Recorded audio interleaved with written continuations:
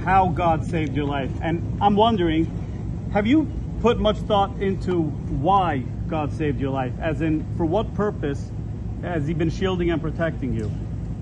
So, I don't know if you heard the question. You've spoken about God saving your life, that I've spoken passionately about it. And something happened, because that was a miracle. I never looked that way. The audience was massive and it was in front of me. I never have that particular graph. That was a graph on, as you all know now, that it's very, I think everyone knows it very well, but it showed the great numbers on illegal immigration. It was the lowest point we've ever had.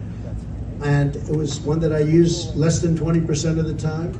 It's always at the end of the speech, not at the beginning of the speech. And it's always on the left side, not the right side.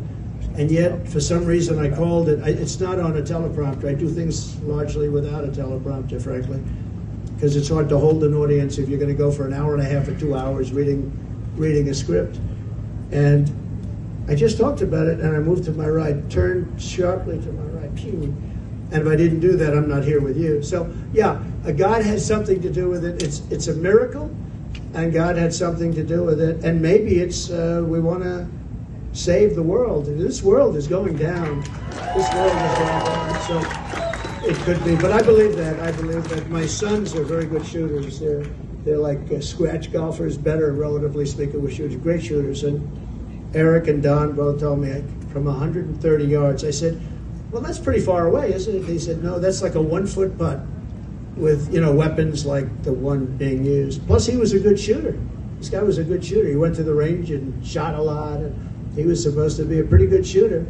They said a bad shooter would hit the target almost 100% of the time. So something happened. And I have to say the Secret Service sniper did an amazing job. He had 5 seconds to find the target and hit the target, and he hit the target within, think of this, 5 seconds. And he was much further away because he was over here and this other person was over there.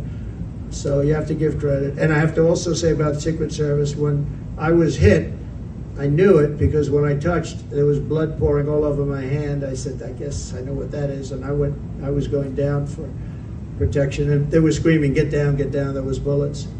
And those Secret Service guys were, and person Kate, they were on top of me in a matter of, I think, 3 seconds. It was time to, and bullets were coming out. I would hear the bullet. I didn't realize you could hear it, but now I know very well. Those bullets were going right over my head. They were there and very brave. There was nobody that said, I'm not going to be going there.